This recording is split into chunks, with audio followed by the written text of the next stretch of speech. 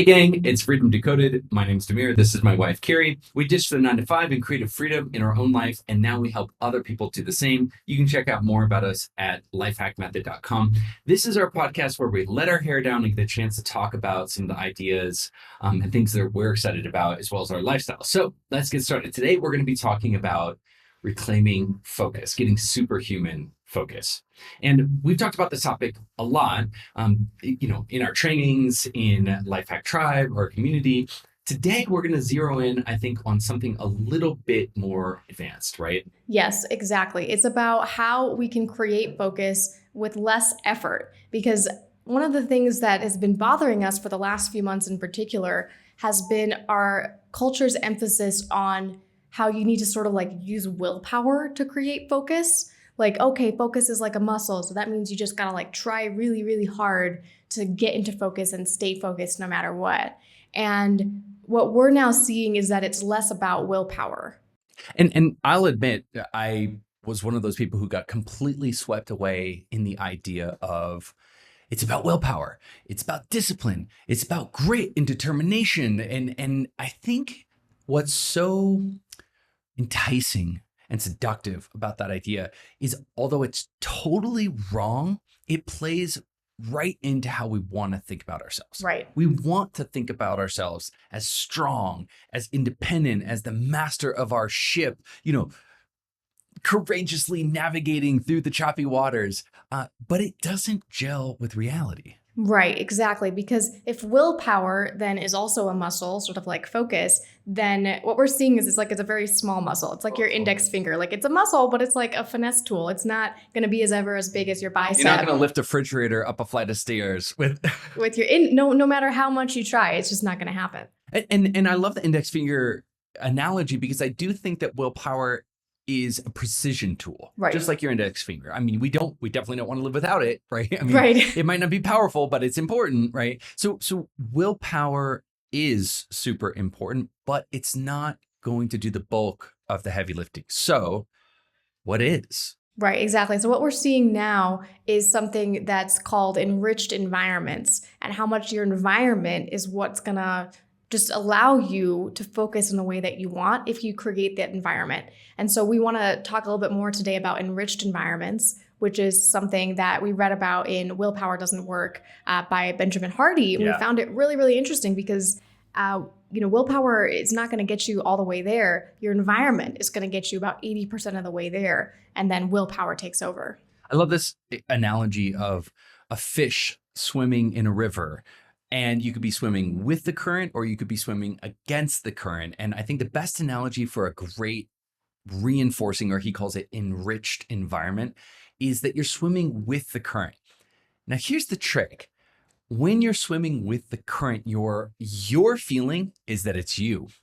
Right. You're feeling like, I'm killing it today. Boy, I'm going so fast. I can go wherever I want. It's just the current is pushing behind you so powerfully that although you still have the sensation that you're in control, in truth, so much of the power that is behind you is actually coming from the environment itself. Yeah, totally. It's almost like, to take another analogy, it's almost like when rich people become like even more rich and they're like, look how good I did. You're like, but you were already rich. And so like that's, success almost like begets success. Exactly. So much easier than when you're starting from zero. Yeah, man, that's so true. So what I love about this concept of enriched environments, and we're going to break it down and define what it is for anybody who doesn't know what it is. But what I love about this concept is it has a duality built into it. And the duality of great accountability environments is that great accountability environments do exert positive pressure on you. Notice I said positive pressure, not negative pressure. But great accountability environments have a positive pressure they're exerting on you, but it makes you feel like you want to do it. Right. And this is where I think people get really twisted. They think about negative accountability environments. If you don't turn that thing in or do that thing you said you were going to do, you need to do 50 burpees. Right now, right? You will experience some pain or shame or guilt. That doesn't create what we call intrinsic motivation. Exactly. So what you're talking about right now is eustress, which is a type of positive stress that the right enriched environment can create, which actually it does come from your environment. But like you said, you have the sensation that it's coming from you as your internal motivation to do the thing that's going to benefit you the most rather than it coming from around you, but it's actually coming from around you. Which is weird because so many times, and you know this, we did a huge round of interviews where we were researching accountability environments that work and accountability environments that didn't work. You know, so many people would say, no, I don't think I've been in an accountability environment that worked. And I would say, okay, that's cool. Have you ever done anything that really blew you away? Like, did you ever really blow yourself away? And they'd say, oh yeah, when I was in college, I had, a job, and I also was on rugby team, and I was the star player and all this kind of stuff. And then when I dug in, the truth is they did have an accountability environment. They just didn't associate it as being connected to their success. They saw through the lens of looking into the past that it was all them. That was all me. I just rocked at that point. And that's fine and everything. I'm not trying to take your glory away from you. But then those very same people say, well, what's wrong with me? Back in the past, I was able to do this amazing thing. I could focus. I could do a lot of work. I could perform at my highest level. But now here in the present, I lost my mojo. And it's like, no, you didn't. You had an enriched environment around you, but you didn't really understand what it was. Exactly. And now it's up to us to create those enriched environments because when you were talking about that, I was thinking about my college experience, how literally everyone was rooting for me. It's like, I've got food being made for me in the cafeteria. I've got all my professors trying to teach me things. I've got people coming from companies just to interview my classmates and I, everything was lined up for me. The message, right? Wasn't the message, you're going to be great in the future? Who tells us that? No one tells us that. Now, there's no food being, made for me. There's nobody coming to interview me for things without me going and getting them to interview me. I have to do all of these things for myself in order to have then those results. And in college, guess what I thought? I was like, I'm so great. Look at all these great results I'm getting. Look how much I'm killing it. I'm killing the game. It's like the truth was I was in an enriched environment. It was extremely privileged. Well, can I add one more to that? The other thing is college is structured. There's a linear structure. Take these courses. You will get this degree. You've succeeded in the course when you get a score from A to F. I mean, there's nobody in our life structuring our game in a linear way and giving us grades and patting us on the back and saying, you're a straight A student. It's like, no, you just have to sort of slog through a bunch of these different responsibilities. So absolutely, that was a massive enriched environment. So we've used this term a lot. Let's define it. Right. So the first two attributes I'll take, and then you take the next couple ones. So the first one would be that it has high difficulty level or challenge, right? And of course, this makes sense because we look back in our life and the times when we did the best, we weren't just working on puny problems. We were being stretched to our capacity. That also has high novelty in the sense that, wow, this is really interesting. It's really exciting to solve these problems. What else does it have? Well, another one would be there's a high consequence for poor performance. So for example, you might have invested a lot of money paying a coach to help you, and you don't want to sort of squander that investment by not giving it your all and giving it your best shot while you're in that program. Or the same thing with if it's your business, maybe there's a high consequence of you losing a bunch of money or something like that. Or you've invested in a program like college or even graduate school or medical school. And if you don't succeed, then you lose all that money. So that's a high consequence. Now, another type of consequence, which I think is so novel that he broke it out, is this idea of social pressure.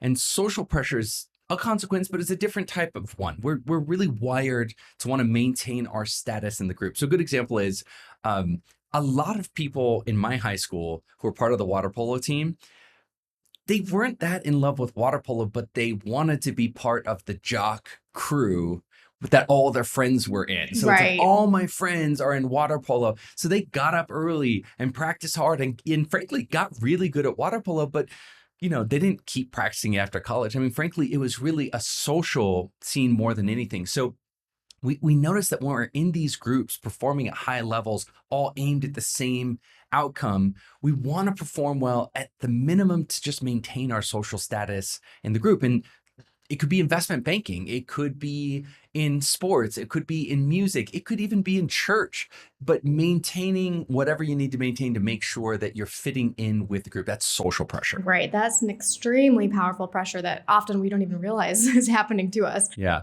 Super.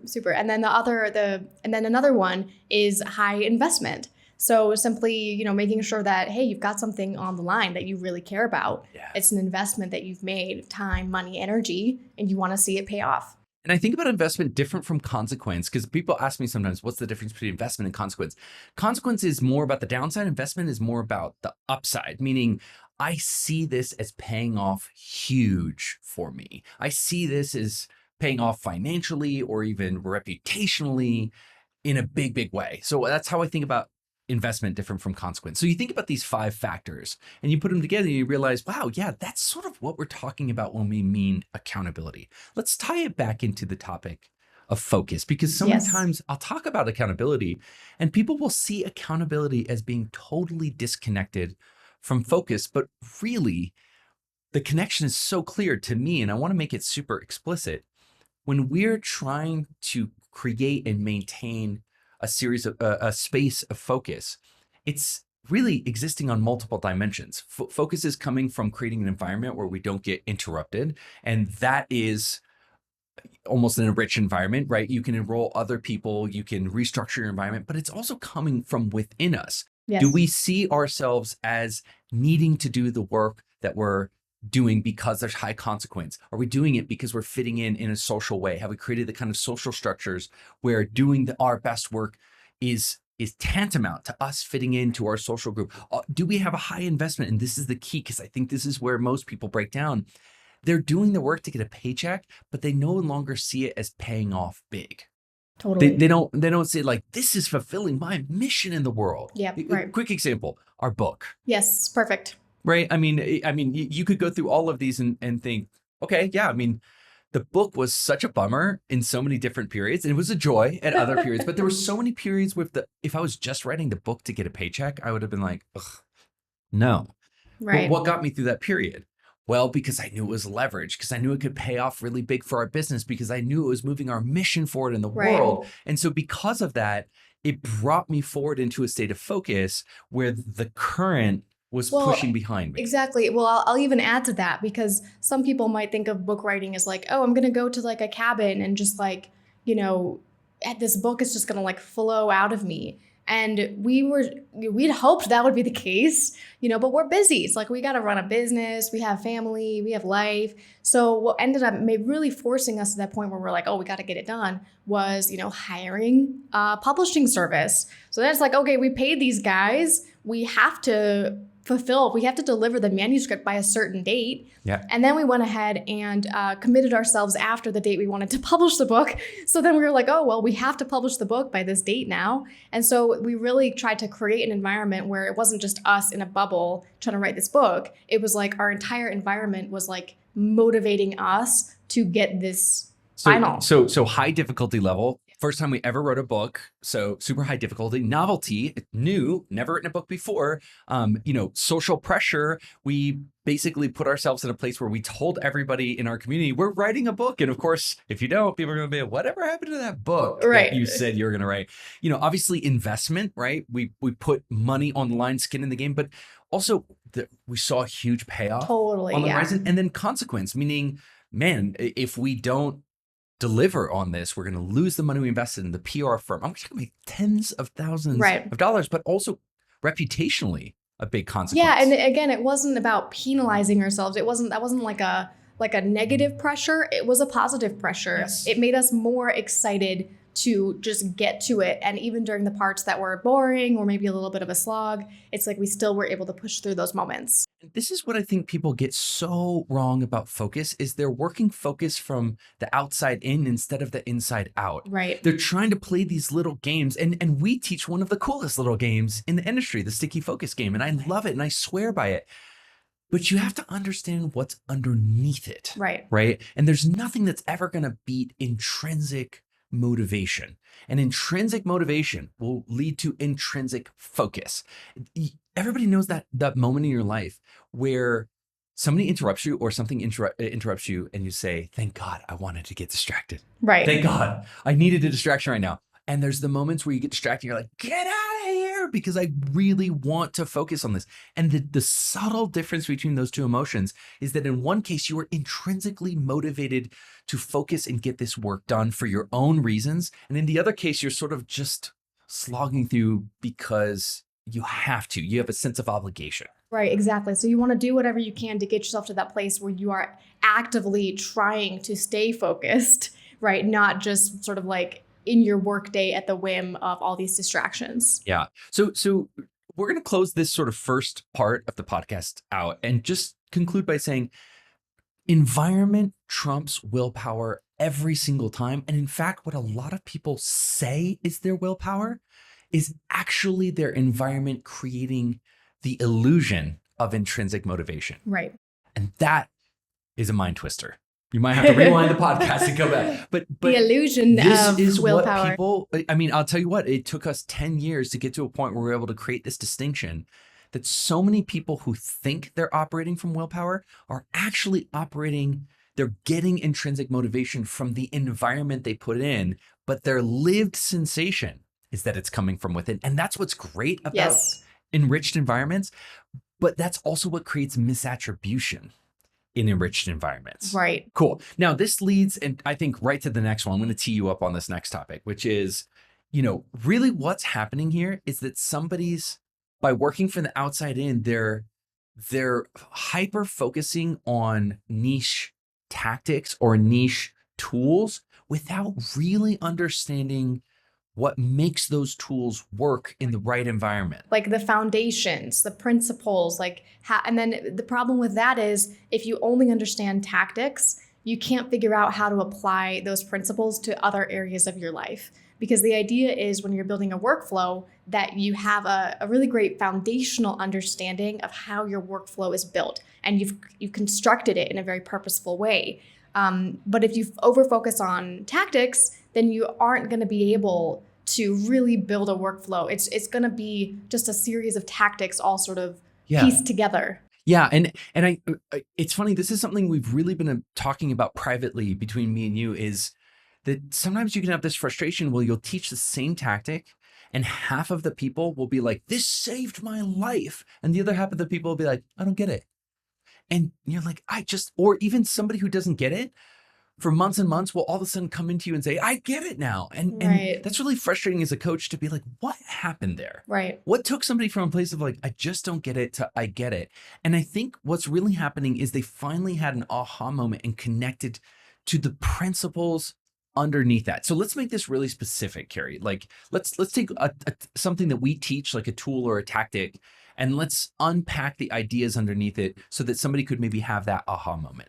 Yeah, great. So why don't we take the sticky focus game? Yeah, okay. So sticky focus game, for those of you who might not have heard about it, it's super simple. You lay out a sticky focus. I'm not going to try to reteach it here, but it's basically like Pomodoro's technique on steroids, gamified to the nth degree, where you're using sticky notes, writing down what you're supposed to do, and then using a timer to really race yourself.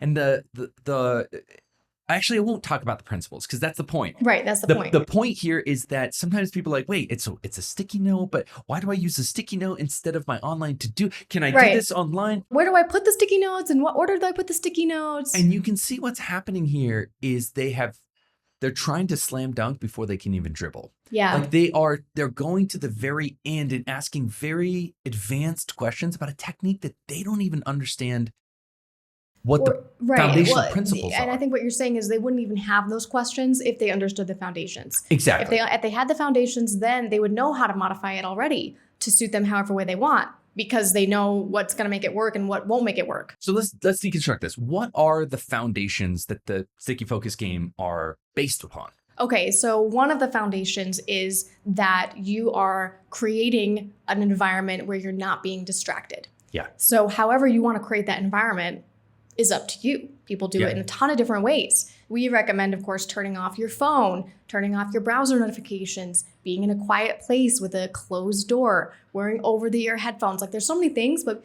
you don't have to necessarily do exactly that. It's really up to the person doing that timed work block hey, okay, what environment is going to be, least distracting for me? So let's wrap that up in a title of foundation. Principle number one is fall into focus. We have a belief that if you just really block distractions, you don't have to force yourself to focus, that focus is a natural result of blocking distractions. So that's principle number one. The second is gamification, right?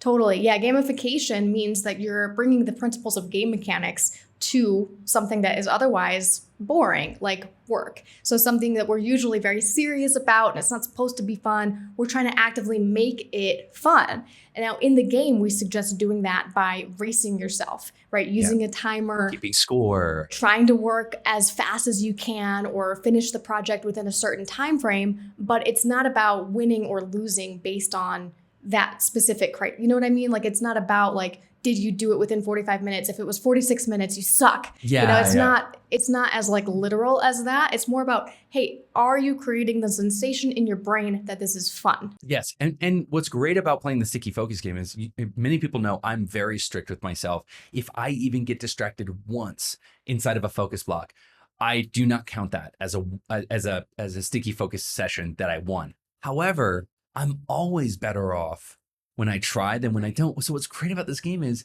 and I say this till I'm blue in the face, you win even when you lose. Yeah, no matter what, you win. That's a classic example of somebody misunderstanding. Right. Because when they don't understand that, dude, I win even when I lose just by trying. Even if I get distracted 2 times, it would have been 40 times if I wasn't even trying. A real common one is they're like, well, I didn't get the task done within that timed work block, so I lost. It's like, it's not about getting it done or not, because projects are of various sizes and, it could take you an hour and 15 minutes, not exactly an hour. It took you 46 minutes instead of 45. It doesn't matter. The point is, are you using the game mechanics built into the sticky focus game to focus? It's about your lived experience of work in the moment, not about milestones or accomplishments or whatever it might be. But again, people don't get that when they focus on the tail, not the dog. Right. Yeah. They start from the tail and start working in. What is this creature? I don't understand what this creature is. I get it. So if we know that it's about falling into focus, if we know that it's about gamification, if we know that, frankly, we win even when we lose, then so many of the questions, concerns, confusions that happen later on in sticky focus game just never materialize. Right. So like, for example, somebody wouldn't ask the question, oh, well, could I do it in 30-minute blocks instead of 50-minute blocks? Like, yeah, of course you can. You can do it in however, amount of time that you want. Well, another principle that we didn't talk about is the principle of rewards, right? Like giving yourself that pleasure center of your brain a reward for that good behavior. So a lot of people will skip that part about the game. They're like, oh, I get it. It's about focusing. Like, I got it. I'll just keep going. I'll do a 4-hour work block. The most important part off. I'll cut I don't need that. I'm like strong. I got like good willpower, so I don't need that part. And then it stops working for them. Literally pulled the plug on the whole thing. Right. And it's like, well, because we're trying to reward your brain, even the limbic center of your brain for good behavior, essentially. Okay. Now let's extend this even further. If somebody really powerfully knew the concepts underneath the sticky focus game, then what would they be able to create for themselves? Yeah. So I think what you're talking about is like, would they be able to extend it to other areas of their life? Yeah, exactly. So if somebody really powerfully knew about gamification and falling into focus, how could they extend that beyond the sticky focus game into tons of different areas in their life? Yeah, so they could find new and novel uses for even timed work blocks. They could find different ways of doing it. Like, for example, you could have a work block when you're going to the gym and trying to motivate yourself to get to the gym and put your gym shoes on. You could have one for cleaning the house, make it into a game, make it more fun. You could find more, fun ways to be with your sons and daughters at home by like turning everything into, different things into a game. Yeah. Right? A classic one for me is there's 2 classic examples. One is for me, whenever you're getting ready and I'm sort of sitting around bored, instead of pestering you and saying, are you ready yet? Are you ready yet? I'll just sort of say, okay, Carey, how long do you think you're going to take? You'll say another 15 minutes. And great, I'll put a timer on my phone for 15 minutes and I'll go into the kitchen and be like, how much of the kitchen can I clean in 15 minutes? Now, it changes the whole dynamic of like, oh, just go clean the kitchen. Because whenever I set out to clean the kitchen, it's like the slowest.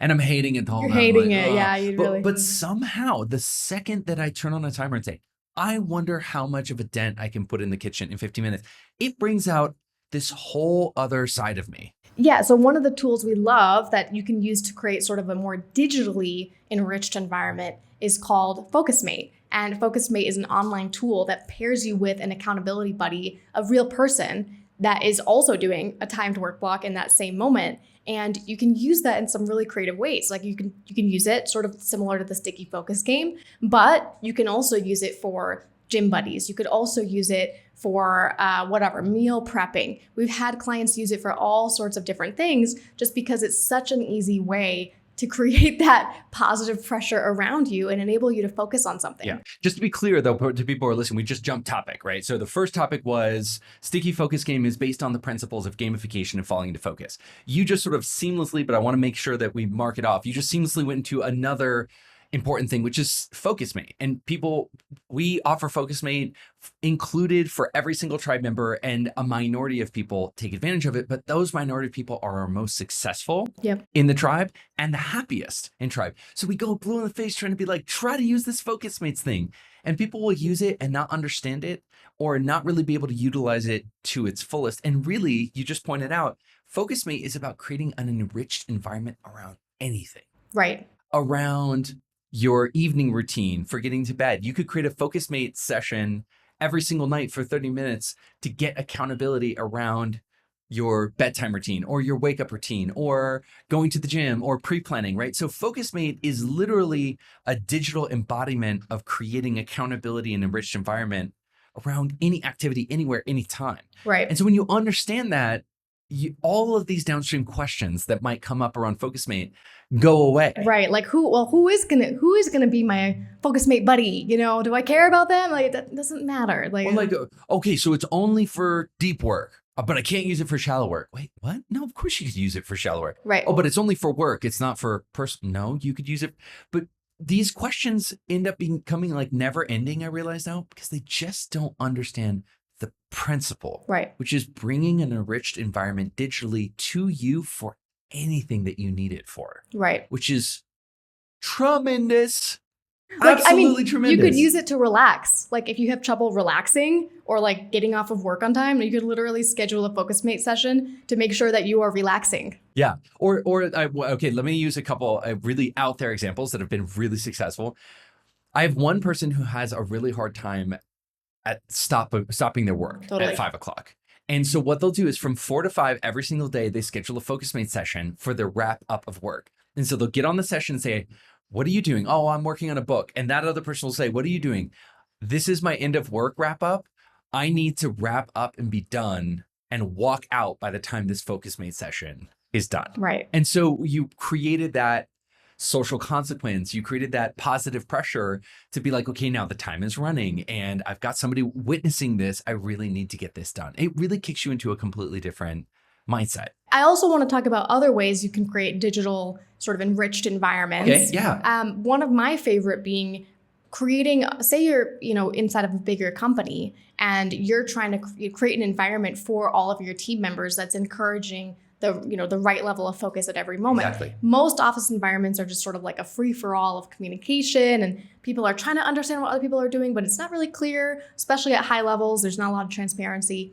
But some companies now have these digital dashboards. Yeah. It's just a dashboard. It's just a digital, it's like, something that anybody can see at any time in their task management or project management software, something like that. And it simply lists their core metrics or their core goals with the persons who is responsible at the end of the day for delivering on that goal. And people can just see what the progress is and are they on track? Are they off track? It's so easy. A lot of times this is done wrong. There's a lot of great examples of people choosing the wrong goals or wrong KPIs, and everyone is just so focused on delivering against them that they sort of like lose the forest for the trees. But of course, you can use this so powerfully within an organization to create that positive pressure, that accountability, that recognition of people doing good work. And it's just, for me, that's like the number one thing that all companies should have right now is a digital dashboard where all goals are completely transparent. Yeah, I mean, even if you just had green light, yellow light, red light classification so that you could really easily see amongst all team members and everybody could sort of exert social pressure on each other. Like, are you red, yellow, or green right now in terms of your biggest KPIs for the company? That simple thing, it's so funny. Is everybody checking every day and saying, "Oh, Carey's in the yellow"? Mm-hmm. No, but you feel it. Right. You're checking your checking own every line. day. Yeah, exactly. Yeah.